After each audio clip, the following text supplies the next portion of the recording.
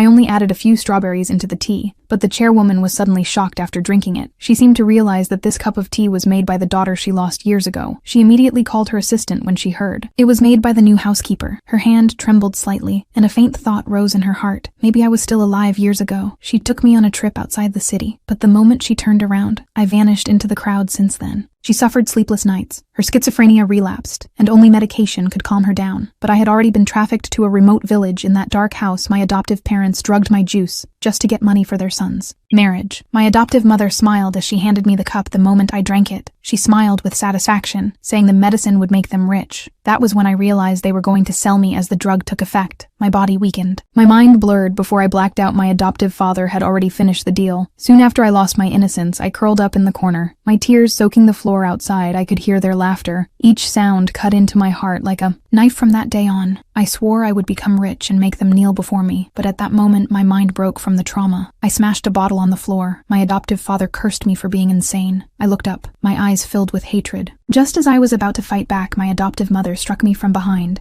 and coldly said she would sell me to even more men. Then, they tied me to a chair.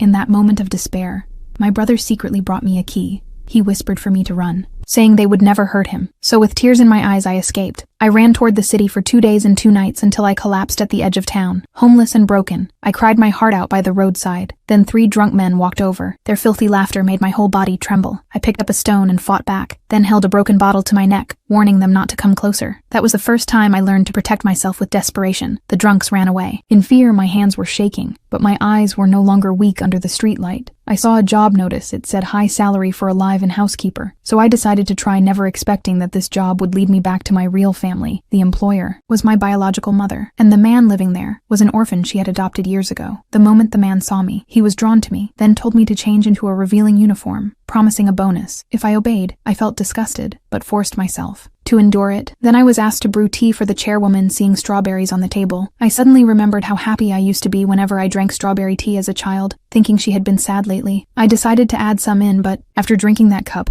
tears streamed uncontrollably down her face. Meanwhile, the man was throwing a wild pool party at home, ordering me to serve drinks. I refused, but he threatened to fire me for the sake of survival. I had no choice but to go. Those spoiled rich kids saw my pretty face and tried to force me to drink, but whenever I drank alcohol, my illness would flare up. My eyes turned red, my breath quickened. The rich kids backed away in fear. The man, not knowing what was happening, shouted that I was faking madness. I broke completely, ready to fight them all. At that very moment, the chairwoman heard that her new housekeeper was in a fight and told her driver to hurry back at the party. The man grew furious, ordering everyone to teach me a lesson. One of the rich kids attacked me from behind. Then the man told his men to throw me into the pool.